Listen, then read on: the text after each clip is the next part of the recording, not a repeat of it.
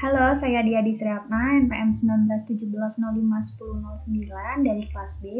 Di sini saya akan menjelaskan tentang ringkasan teori informasi. Dengan submateri teori informasi, yang pertama itu ada information theory, overview information theory, probability, entropy, dan inference, lalu ada cryptography. Yang pertama itu ada information theory. Definisi teori informasi. Apa itu informasi? Informasi merupakan hasil pengolahan data sehingga mempunyai arti bagi penggunanya. Kuantitas informasi adalah tentang penyimpanan. Nah, penyimpanan informasi ini dalam bit ya. Nah, konsep teori informasi pendekatannya matematika untuk mempelajari pengkodean informasi bersama dengan kuantifikasi, penyimpanan, dan komunikasi informasi. Konsep ini pertama kali diajukan oleh Claude Shannon, sehingga Claude Shannon disebut sebagai bapak teori informasi. Teori informasi mengukur berapa banyak informasi yang ada dalam sinyal. Awalnya ditemukan untuk mempelajari pengiriman pesan dari alfabet diskrit melalui noisy channel, seperti komunikasi melalui transmisi radio. Nah, teori informasi kemudian konsep yang sangat berguna untuk praktisi mesin learning, karena memungkinkan kita untuk melihat algoritma pembelajaran dari perspektif informasi teoretik. Aplikasi dari teori informasi diantaranya adalah pada bidang linguistik, kompresi data, jaringan komputer, dan bioinformatika. Kasus penggunaan yang paling umum untuk teori informasi adalah untuk mencirikan distribusi probabilitas dan untuk mengukur kesamaan antara dua distribusi probabilitas.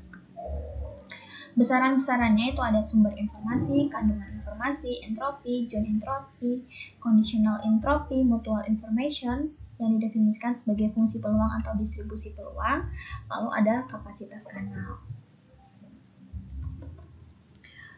Sumber informasi. Nah, sumber informasi ini adalah suatu objek yang menghasilkan event di mana keluaran sumber informasi tergantung dari distribusi probabilitas. Dalam prakteknya, sumber informasi dapat dianggap sebagai suatu device yang menghasilkan pesan dan dapat berupa analog atau diskrit. Klasifikasi itu ada memori. Munculnya simbol bergantung pada simbol sebelumnya. Kalau memory loss itu munculnya simbol tidak tergantung pada simbol sebelumnya. Sebelum informasi diskrit yang memory loss disebut juga discrete memory loss the source atau DMS. Kandungan informasi. Suatu DMS atau Discrete Memory Source ini dinotasikan dengan S dengan himpunan S1, S2, dan seterusnya sampai dengan S kini merupakan simbol sumber informasi yang discrete memory loss dengan masing-masing probability-nya ini PSI sama dengan PI. Ini adalah merupakan peluang dari setiap simbol SI. Informasi sehingga berlaku sigma PSI sama dengan 1. Nah, sehingga kandungan informasi dari simbol S adalah ini ya, dengan satuan bit. Lalu ada redundansi teori informasi. Ada istilah redundansi informasi. Redundansi adalah sesuatu yang bisa diramalkan atau diprediksi karena prediktabilitasnya tinggi, maka informasi pun rendah. Fungsi redundansi apabila dikaitkan dengan masalah teknis biasanya untuk membantu mengatasi masalah komunikasi praktis. Contoh, ketika kita mengetik pada keyboard QWERTY, sering muncul prediksi kata dan teks prediksi atau saran otomatis. Satuan ukuran informasi dinyatakan oleh entropi. Entropi mengidentifikasi nilai ketidakpastian pada sebuah variabel data. Entropi merupakan satuan pengukuran utama dalam teori informasi sebagai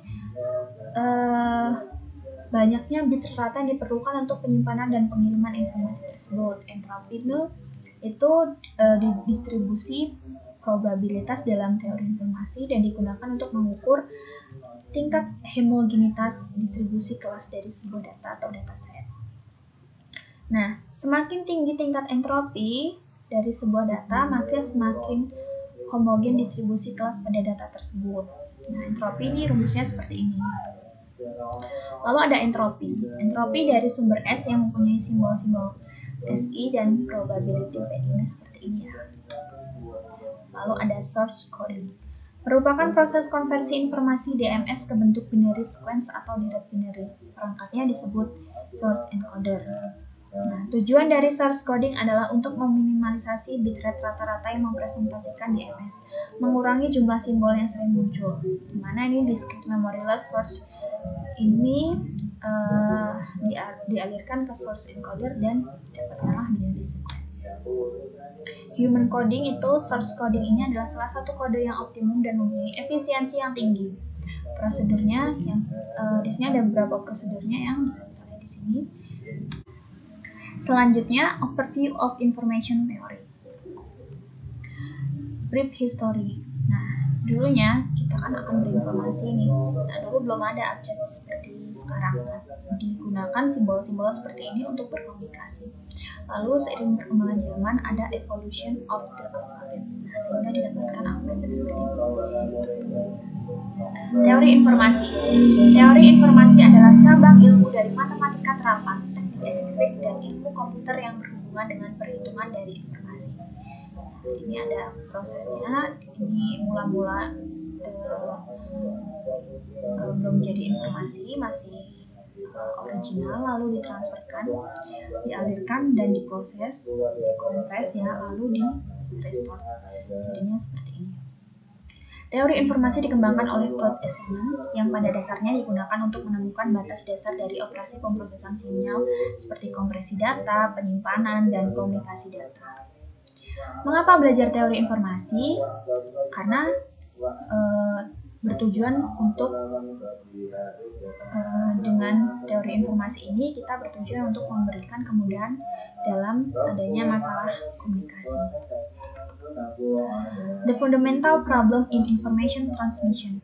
Ini ada Bapak Informasi atau sendiri ya Bapak Claude Essenen dari 1916 sampai 2001.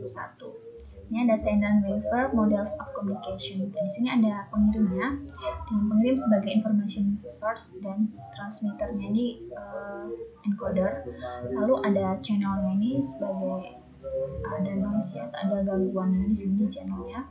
Lalu ke reception decoder, lalu destinationnya itu sebagai penerima. Ini penerima itu melanjutkan ke feedbacknya ke pengirimnya.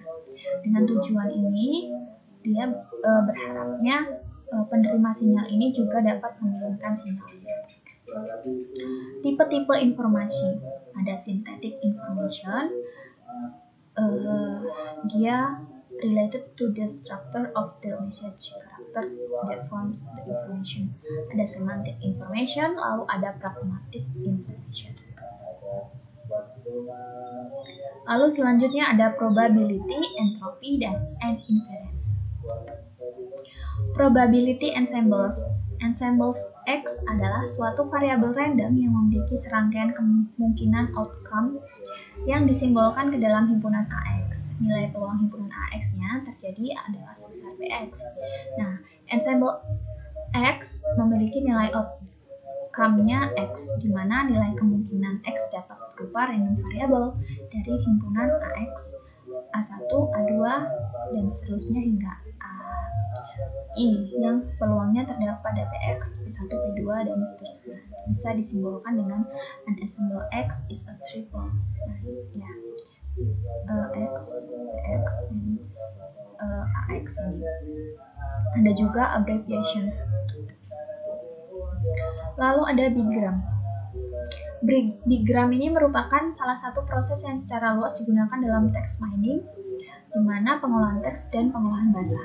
Bigram berasal dari bahasa Inggris, adalah urutan dua elemen yang berdekatan dari untaian token yang biasanya berupa huruf, suku, atau kata. Bigram adalah n-gram untuk n sama dengan 2. Dan di sini ada gambarnya. Bisa kita lihat di sini di samping kiri, ini ada huruf A sampai Z, dan ada strip ini sebagai spasi, dan di bawahnya juga ada huruf A sampai dengan Z ini, dan ada strip ini sebagai spasi juga. Dan di sini bisa kita lihat ini juga membentuk huruf dan juga membentuk angka. Lalu ada marginal probability dan ada juga conditional probability. Marginal probability ini dia PX AI sama dengan sigma PX sama dengan AI kali Y, dan peluang Y-nya itu sigma PX. Dan kita bisa lihat di sini ya secara jelas conditional probability dan marginal probability. Lalu ada forward and inverse probability. Diagram masalah probabilitas maju melibatkan model generatif yang menggambarkan suatu proses yang diasumsikan menimbulkan beberapa data. Tugasnya adalah menghitung distribusi probabilitas pada harapan dari beberapa kuantitas yang bergantung pada data.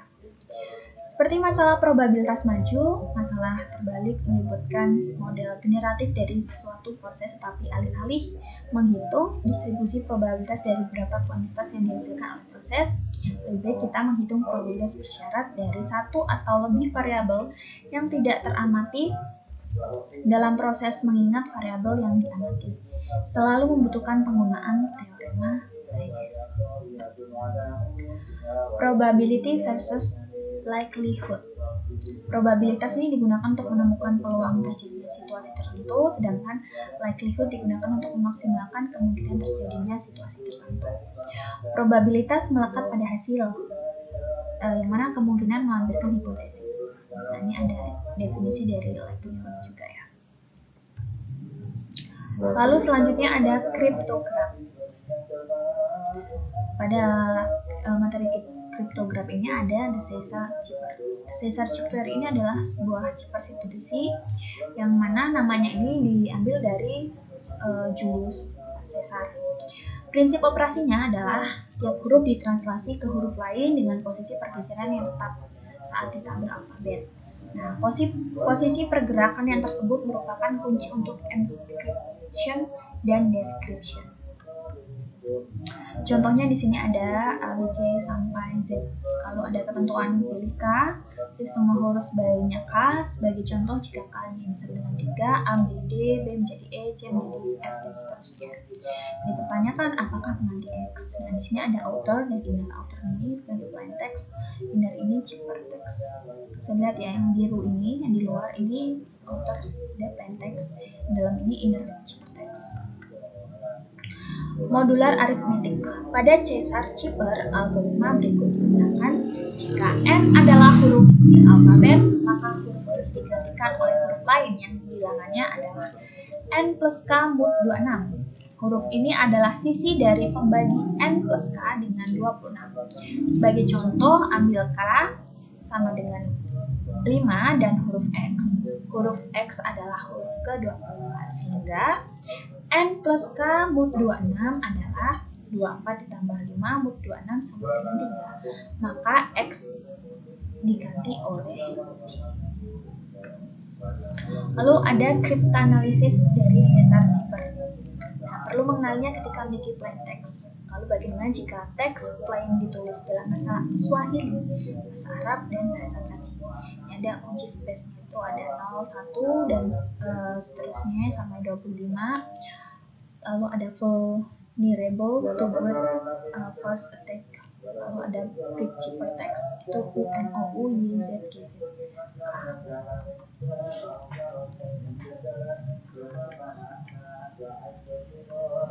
Lalu apakah substitusi chipper benar-benar baik? Nah, jika dilihat dari nilai kondisi ini, jika Ali dan Boni setuju pada tabel substitusi, maka mereka dapat bertukar pesan rahasia. Lalu enskripsi dan deskripsi dengan symmetric key model matematika. Enskripsinya.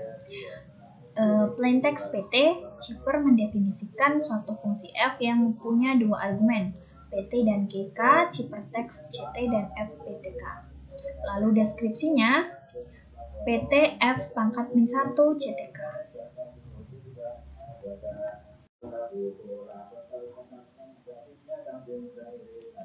Lalu di sini ada contoh di mana kita merepresentasikan tiap huruf dalam bentuk biner, lalu mentransformasikannya dalam plain text ke bentuk baris dari 0 dan 1, lalu memilih panjang key, misal 7 digit, lalu generate suatu barisan atau key tersebut secara random yang terdiri dari 7 digit, lalu membagi barisan ke dalam blok-blok yang terdiri dari 7 digit tiap blok.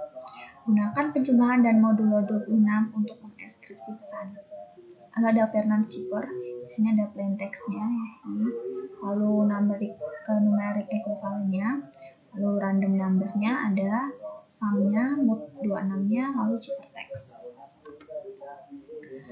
Vernam cheaper ini adalah secara matematika dibuktikan unbreakable oleh Claude Shannon pada 1940 dengan mengasumsikan kondisi berikut terpenuhi jika K sepanjang plain text dan K di-generate secara random dan K digunakan hanya sekali dan tetap terjaga kerahasiaannya. Masalah utama symmetric cheaper